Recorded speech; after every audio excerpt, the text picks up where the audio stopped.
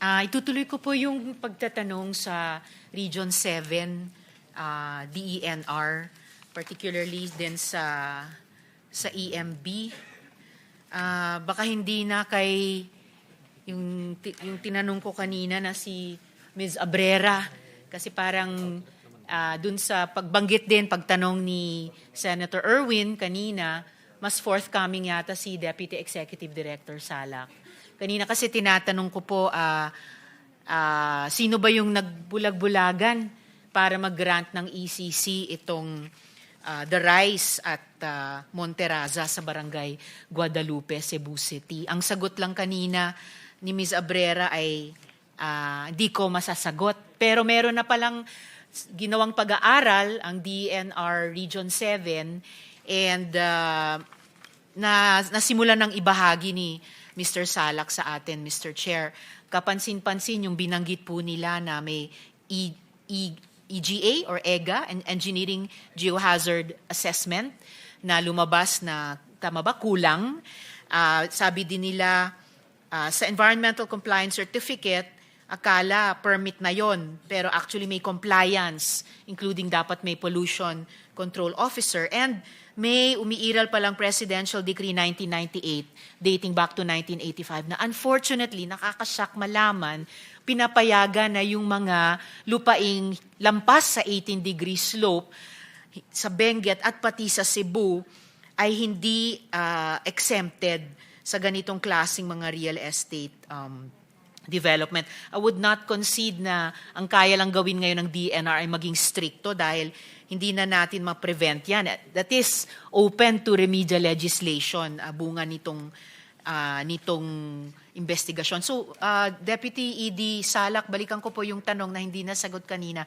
Sino ba yung nagbulag-bulagan sa DENR EMB para nabigyan ng ECC ang isang Darais at Monteraza?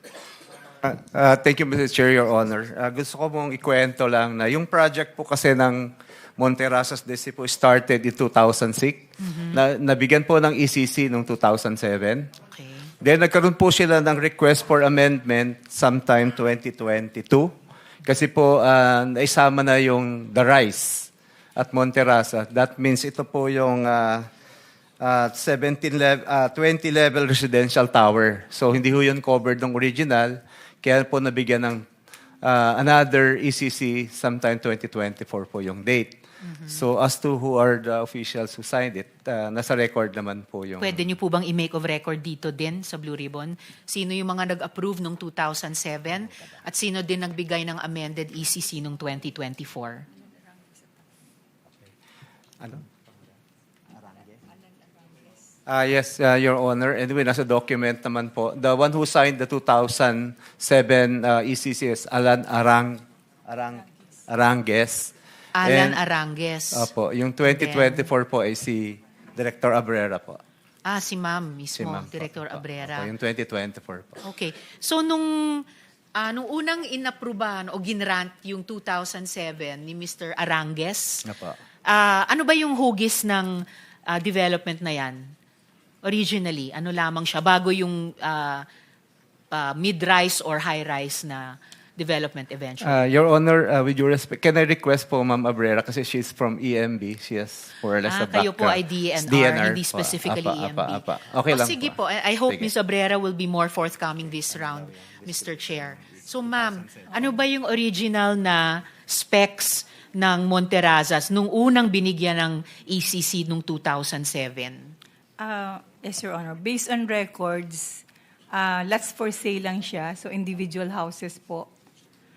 Individual houses lamang. Yes, oo. Okay, yun po yung inapprove ni Mr. Arangues at that time. Oo. Pero 140 hectares na rin po siya. 140 hectares. Pero individual houses lang. So halos horizontal development And lamang. then, yung mga roads siguro that time, na-establish na rin. And at that time po, 2007 na ginrant, may kasama na po bang environmental impact assessment noon? Meron na po siyang, yes, Okay. ECC na Environmental Impact Assessment. Okay po. And then, so nung nag-apply silang ulit, 2022, I suppose ito na yung meron na silang sobrang vertical na development. Yun pong 2022 yan na in-apply. Yes. And then may ilang revisions kasi hindi pinayagan ng LGU. So yung pagka-vertical niya, they follow the terrain. So hindi siya vertical, kundi like isang level, may 10 houses, second level. So following the terrain po, mga 14 houses. Right now, mga 10%, 3 hectares po ito lahat. Of the 140, 3 hectares siya. Ngayon, parang 15% lang yung complete, yung develop po. And yet, dun sa 15% na na-complete sa revised design na inaprubahan, inisyuhan ng ECC noong 2024, eventually, nakalikha na ng ganitong at naka-exacerbate ng ganitong kalaking damage. And nabanggit nyo nga, following the revisions, may revisions na ginawa dahil hindi pinayagan ng LGU. And it's of record sa kahit sa mga media reports, 2 magkasunod na alkalde ng Cebu City ay tutol dun sa revised design. Tama po ba ako? Ang ikorek ko lang po, hindi sila Yes. pumayag for the vertical. Yon. Oo. For Okay. the vertical design. Yon. Pero pumayag na sila dun sa following the terrain. Okay. Kung kasi totoong following the terrain lamang, di halos mas vertical, rather mas horizontal kaysa vertical. Baka talagang individual houses lamang. Pero ang mainit, hindi lang sa mata, sa damdamin ng mga kababayan natin dun sa Cebu, ay yung masyadong ang vertical, yung multi-level na structure na itinayo doon. Na kahit 15% lamang siya completed, nakalikha na nga ng ganyang kalaking damage sa paanan niya.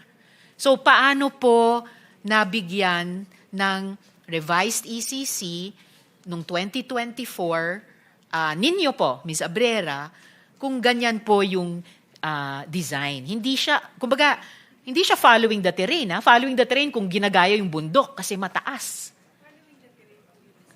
Hindi, ilang floors po yung nakikita po natin ngayon kahit sa post-typhoon photos Parang isang ng floor pa lang Monterasa. yun. Isang floor or 2 floors. Ma'am, ano po yung nakikita po natin sa balita na several floors na Ay, supposed to hindi be po. may water catchment facility sa paanan niya, but instead, ang naging water catchment ay yung nasa paanan ng bundok kung saan siya itinayo. Yung sa design po, nung inapprove yun, based on the normal average rainfall of 136, meron na po siyang 15,000 cubic meter na and 15 detention ponds.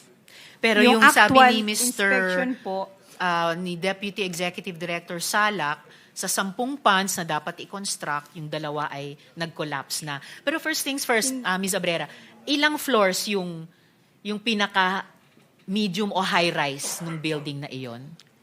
yung design po, Yung design, 17. 17 floors. And sabi nyo kanina, 15% Plus pa lang 3 ang basement. completed. So Opo.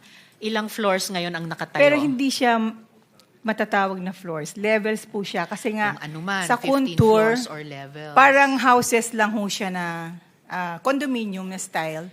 And- And then another contour, following the terrain, several houses na naman. So sa 17 floors na designed, and sabi nyo 15% completed, ang kabuuang revised design, ilang floors ngayon ang nakatayo? Hindi pa siya nakatayo talaga. Structure pa lang ho siya. Wala pa siyang, yun hong model house na nakikita doon, hindi ho siya part ng The Rise. Hindi siya part ng The Rise. Hindi po siya part ng The Rise. Across po siya, ibang, pero part pa din ng Monterasa. Pero lahat ng land prep bilang paghahanda sa yung kung may buhos na ba dyan o kung anong foundation work na iginawa, ay para ihanda yung isang 17th floor, including yung sinabi din ni Deputy ED Salak na ang daming pinutol na puno, 734 na puno, na sa common sense lang natin, kahit hindi pa tayo mag-iisip ng isang daray sa bundok, ay kontra sa common sense nga na magpuputol ng puno, magpuputol ng gubat sa taas ng puno, sa taas ng bundok, kasi yun ang dapat uugat sa lupa para hindi po ito mag-run off dun sa paanan ng bundok. So, and then, nabanggit din po ni Deputy ED Salak kanina, oo nga, ang ECC, tama ba ma'am, you're also confirming, yung ECC revised na ginrant noong 2024, kulang ng engineering geohazard assessment? Meron po siyang engineering, geological, geohazard Okay. assessment. Anong kulang sa kanya? Noon pong inspection kasi, may mga activities siya na ginagawa na hindi nakasama sa original design. Okay. And So, yet, inaprubahan ninyo yung ginrante Hindi. yung ECC noong 2024? Ang ECC po ng 2024, gaya na po ng sinabi ko, it has gone through the whole process. So nagkaroon po yan ng public scoping, public hearing, technical reviews, may independent body dyan na nag-review din, may committee dyan, body, and then recommended for approval. So hindi yan, instead of usually nga 2 or 3 lang na reviews, naging 4 reviews pa. Tapos yung EGAR, na vertical supposed to be, nirevise po yon to consider yung terrain na ang kanyang design. So, So, ano po yung sinasabi ni ilang Deputy ED revisions? Salak na kulang ang EGAR? Tsaka, Kulang yung EGAR po ma'am, kasi- please be patient with me. Okay Nagtatanong po ako ng tanong Okay. para ang aming komite at ang publiko natin ay maintindihan Yes. itong trahedyang nangyari. Minsan kasi Opo. yung expression nyo para kayong nai-impatient. Ay, Eh. hindi. Just as the language kanina ng isang kuligo, just walk us through this. Ano po, yes, para ma'am. maging Hindi po ako malinaw. impatient. Okay, Siguro that's talagang good. ang aking facial expression lang ay ano. Ayun na nga Oo. po. So, So, ma'am, ano po hindi. yung Gusto ko kulang talagang sa EGAR? ipaliwanag din to. Okay. So, nung in-issue po yung ECC na yan, kinompute nila yung detention ponds, yung capacity, but yung sa 183, kaya nga yun yung gap. Yung 136, may kulang po na 50 millimeter sa laki ng ibinuhos na isang araw ay, according to Pag-asa, naging isang buwan na Kulang rainfall. ng 50 millimeter Yes po. na capacity mag-detain ng ganong volume ng Yes rainfall? po, kasi Okay. yung normal average rainfall is 136 millimeter. And the Ang bumagsak capacity po was ng only Tino for is 183 180. millimeter. Okay. So yung kanyang pong detention ponds, yun lang ang ginawa niya for the 136 average normal rainfall. And nung inspection po, nakita namin na although nag-increase siya ng by 10 cubic meter, so from 15 naging 25.819 cubic meter. Pero sa lakas po ng ulan, talagang hindi po kinaya. So ang violation nga niya, yung during emergencies and heavy rainfall and downpour, wala siyang naging contingency plan. Kaya yung mga in-establish niya doon na mga kinompak niya, because of the heavy rainfall, yun po ay bumigay at sumama sa waterway, intermittent waterway. Ang gusto lang po namin explain dito, dahil sa part of our investigation ay nag-mapping po kami. Saan ba nagdi-drain yung mga anong run-off pathways? Sige ma'am, Na bago po Monterrasa. tayo dumako dun sa investigation nyo ngayon, post yung disaster, balikan po natin yung ilang baka importanteng detalye ng pre-disaster.